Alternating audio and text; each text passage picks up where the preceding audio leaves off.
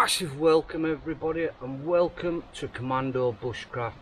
For you that don't know, my name's Lee and I'm a former United Kingdom Royal Marines Commando, and in this episode I'm going to show you to make the perfect choice of location to set up a day shelter, night shelter, which I have done. That's for another episode. In this episode we're going to cover making a campfire, the safe way to do it, because there's lots to take into consideration. The ground, the moisture, is it damp, is it dry, are you in peat bog, is that fire, once you've got it contained in your little pit, is it going to light underneath and start to spread? All these things you've got to take into consideration when choosing your location to make your campfire. First of all, we're going to look at the area. I want my campfire here.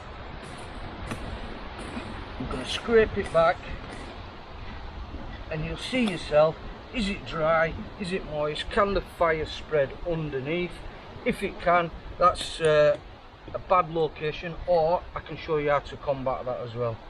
So first of all, I'm going to draw a circle, roughly how big I want my fire. Then I'm going to dig it out. I'm going to dig it out about, let me say, half a foot. So here we go. I'll show you when this is dug out. So you only want it dug out half a foot. Right guys, once you've dug a little pit, what's that, 8 inches down, you build a little track off it also. Just like that, just a nice little track.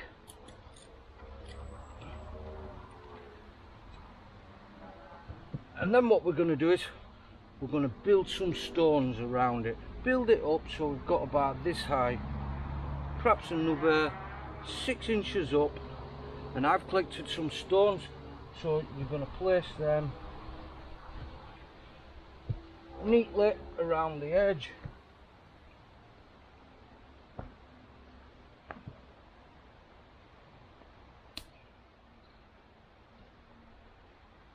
I've just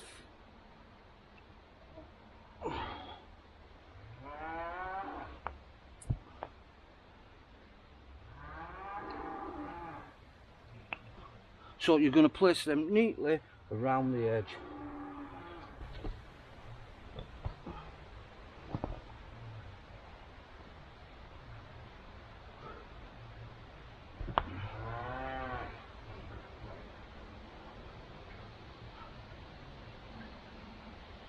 If you can, overlap it by about an inch.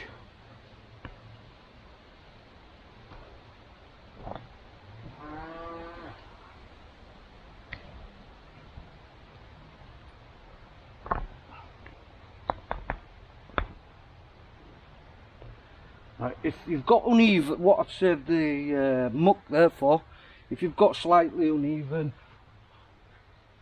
grab some dirt,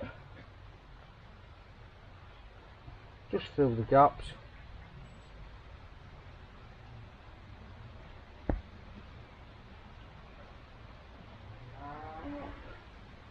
There you have it.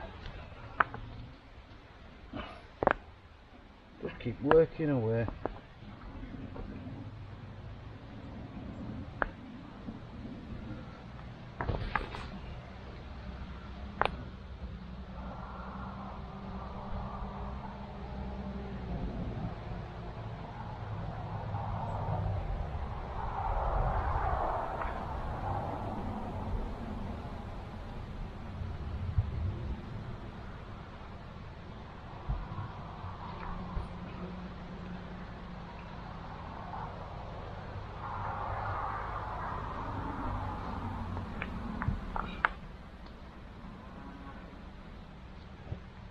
Just keep going round.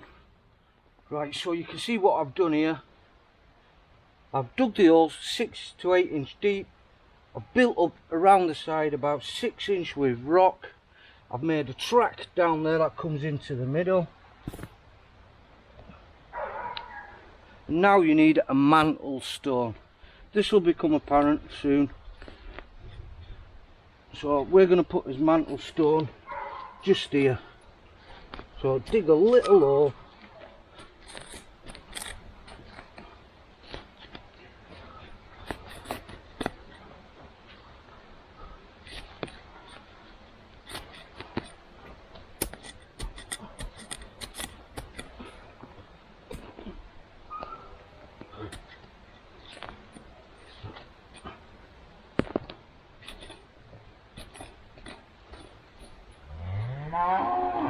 as you can see, like I said at the beginning, choosing a perfect location is good and a wise decision.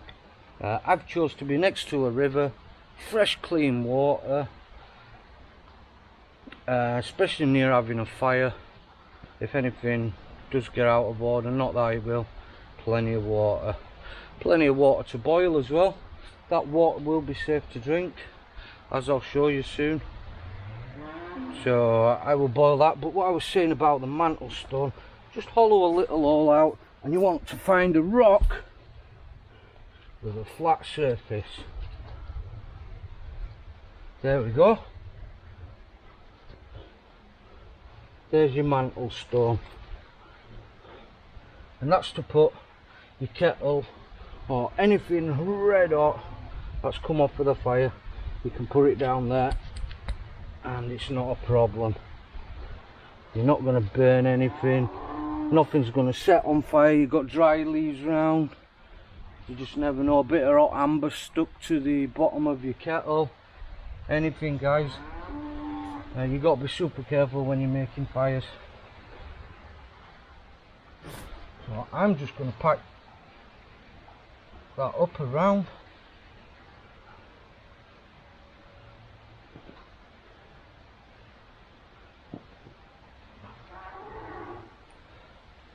And the reason why you dig down is, guys, because you can fill it back in. If you just build a fire on the surface, you've got debris everywhere, you can see it, it looks a mess. What's left over, any ashes and that, go in the hole and I backfill it, level it off, scatter some leaves, you'll never know. There's no burn marks on the ground or nothing. So the next thing you're going to do is, in the bottom of your fire pit, you're going to put a level of little stones. So I'm just going to fill that up. Right, so there we have it. There we've got his mantle stone, and I'm just going to show you inside. That's what your fire pit looks like.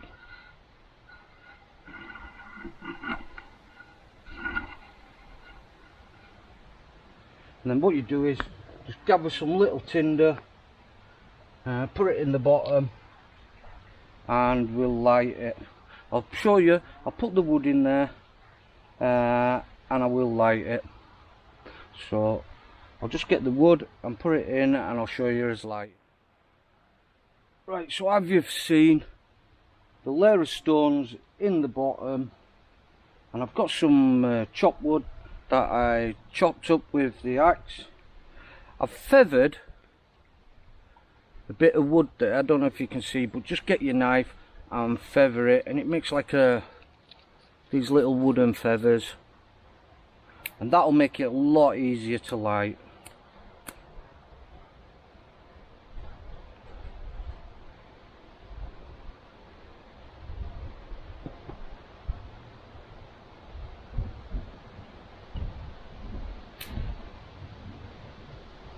See, there we had it.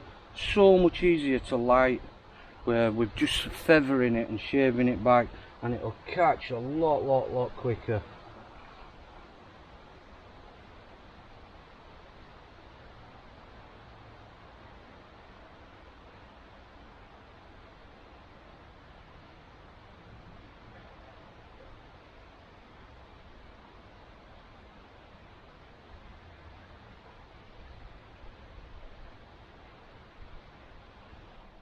Right, guys, we've now got an established fire just by feathering the wood.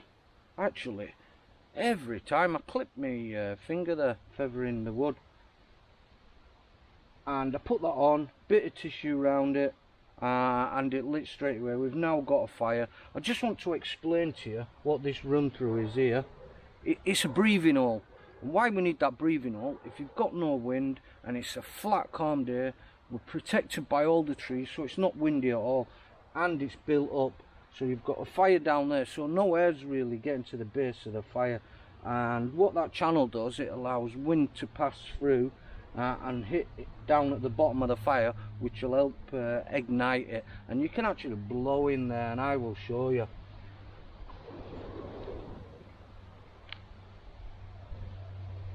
So you can see you can actually blow down there, and that'll help the fire rage even more. So there we have it, guys. There's how to make and select a perfect area to make a campfire, and the best way to do it. So I'll just give you a little rundown now. Choose a ground that's not peat, that can catch fire, especially in America or very hot places. Fires can start underground and then just pop up 10 meters down there, and before you know it, you've got a forest fire if the ground is very, very dry. So I chose a nice soily area. The ground's quite moist because it's been next to the river. I've got water anyway if things did go wrong. I've put a base layer of stone in there, 6 inches down, and I've built the rock up 6 inches up. Just to the side you've got your breathing hole that comes through, and that'll help keep the fire lit. And just to the side you want to choose a mantle stone. We call it a mantle stone because you don't want to grab a red hot kettle and you're going to burn your hands. Basically that's to sit your kettle on. So there we have it. There's how to select the perfect place and how to build a campfire. Thank you very much. I really hope you enjoyed that. I'm just going to turn the camera over now and show you.